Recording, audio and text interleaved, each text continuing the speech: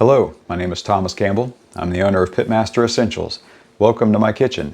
Today I thought I would fire up my 22.5-inch Weber Smokey Mountain, and today I'm going to be cooking about 4 pounds of beef short ribs. These short ribs came from a Black Angus that we had butchered earlier this year, and beef ribs are one of my favorite meats to smoke on the smoker. And I'm going to cook this as a Texas style, so all I'm going to use is salt and pepper. So give me a minute and I'll bring you in a little bit closer and we'll show you how to prep it. Okay, so to prep beef short ribs, it's very easy. Just grab a paper towel. I did rinse these off before I put them on the cutting board here. But basically just dry them off. And with beef short ribs, I'm going to leave the membrane intact. I know a lot of times with pork ribs you remove the membrane. Okay, as far as trim goes, I don't really see a whole lot on here that I need to trim. Looks like I might knock this corner off here a little bit. Just kind of round it down. Maybe this corner as well. Okay, so today I don't normally use a binder, but I see a lot of people using binders, so I thought I would try some W sauce. I'm not even going to try to pronounce it. And let me flip these guys over. I always like to do the non-presentation side first.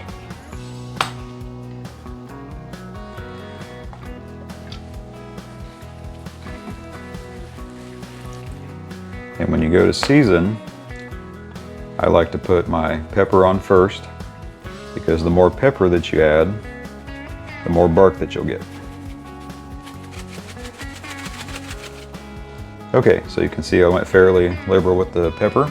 Also, I forgot to mention I'm just using McCormick black pepper, just coarse ground black pepper. And I'm going to hit it with some salt. Also, I'm using Morton fine sea salt. Feel free to use coarse sea salt if you like. I just prefer the fine.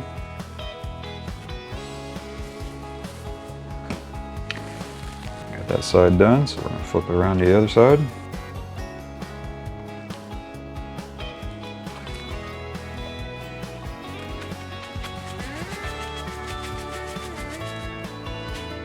Also, another thing I forgot to mention, the reason we put on pepper first is because if you put on salt or some other seasoning, the pepper has a tendency to bounce off. So if you put the pepper on first, then obviously more pepper will stick. So now I'm going to hit it with the salt. Okay, and so that's it. So now I'm going to take this and I'm going to put it in my pan, stick it in the fridge, and wait for the smoker to warm up. So I'll bring you back whenever it's time to put them on the smoker. Okay folks, welcome to the pit. So I have my 22.5-inch Weber Smokey Mountain set up here. I'm going to be using B&B competition briquettes for this cook. I have the minion method set up. I'll bring you in a little bit closer here in a second and show you that. As you can see behind me, we got about 3 inches of snow the other day. And so I'm going to be cooking where I think it's 20 degrees as of this morning.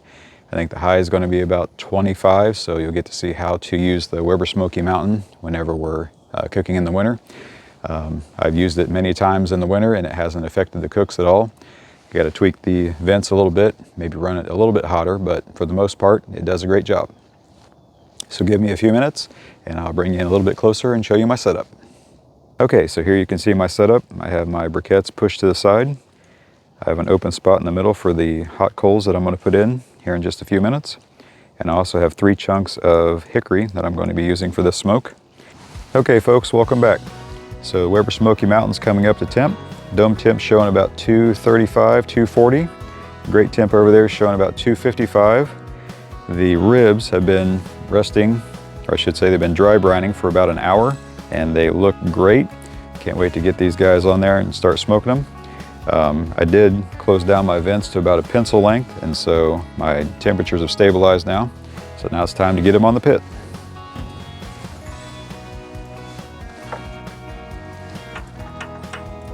Okay, so the ribs are on the pit. We're going to give it about an hour and I'll bring you back at that point and we'll take a look and see where everything's at. Okay folks, welcome back. Had to reposition the smoker here a little bit to accommodate the sun. The sun's not really working with me here. Anyways, Weber Smokey Mountain dome temp showing about 240, 245, somewhere in there. So let's take a look and see how they're looking. Those look amazing. So we got a little bit of bark forming right there. Got some pepper still coming off, so it's not quite ready. It's looking a little dry on the edges, so I'm gonna hit it with my barbecue sprayer. Got a Butcher barbecue sprayer here. I have a link in the description below for these as well. They work really great. Just hitting the edges here. I'm just using water. Nothing special, just want to keep it nice and moist. All right, those look really good, so I'm going to close this up and give it another hour or two, and I'll bring you back at that point. Okay folks, welcome back. So it's been about another hour and a half, and we're at 176.3, I believe.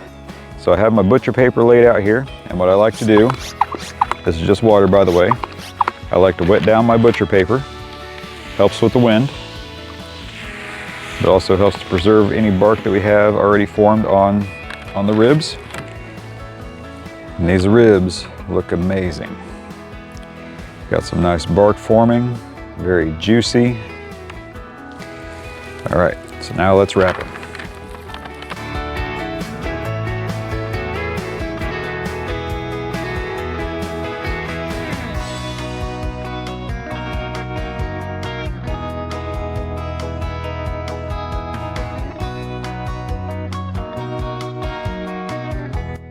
Okay, so now we got our ribs nice and tight and wrapped.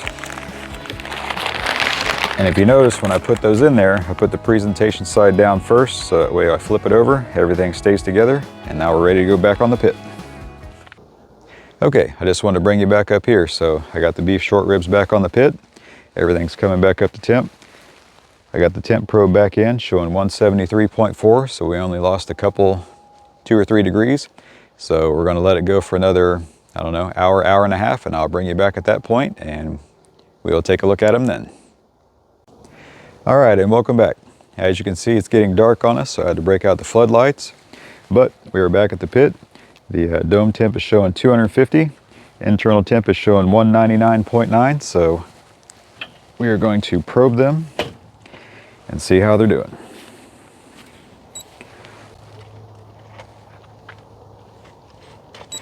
Oh yeah, like butter. Okay, yep, our internal is showing about, it's like 190, 98 as well, so yep, we're gonna go with that. They're probing like butter, so I'm gonna pull them off and then I will meet you back inside. All right, and welcome to the kitchen. So we've got what I've since found out are beef back ribs. I've been calling them the wrong thing. I've never smoked these before, and the butcher had labeled them as beef plate ribs, so I now found out that these are beef back ribs, so please forgive me for that. So we have the beef back ribs ready to go. They are still wrapped up. As you can see, butcher paper is full of tallow, so that is a good sign. All right, and we have beautiful pullback on the bones. The tallow just dripping off. Okay, so we have the brisket slicer, and let's see how we did.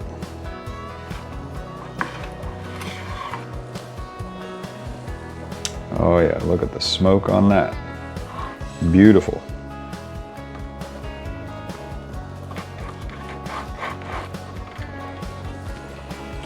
Now that is a thing of beauty. Got some smoke on top, juicy. Look at the juice. I get a shot for the camera here. Look at the juice coming out of that.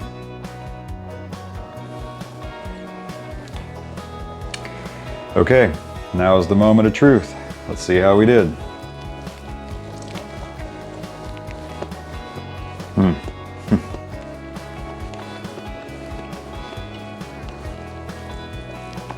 That is phenomenal. It's got the beefy flavor, got that salt and pepper taste on it, the Texas rub that we put on there, Texas style rub I should say. That is a delicious piece of meat. So I wanted to thank you for watching the video this far, and let me know in the comments below, have you tried to smoke beef back ribs before? It seems like it's a fairly easy cook. And with that being said, remember, Pitmaster Essentials is where flavor meets smoke, and I'll see you in the next video.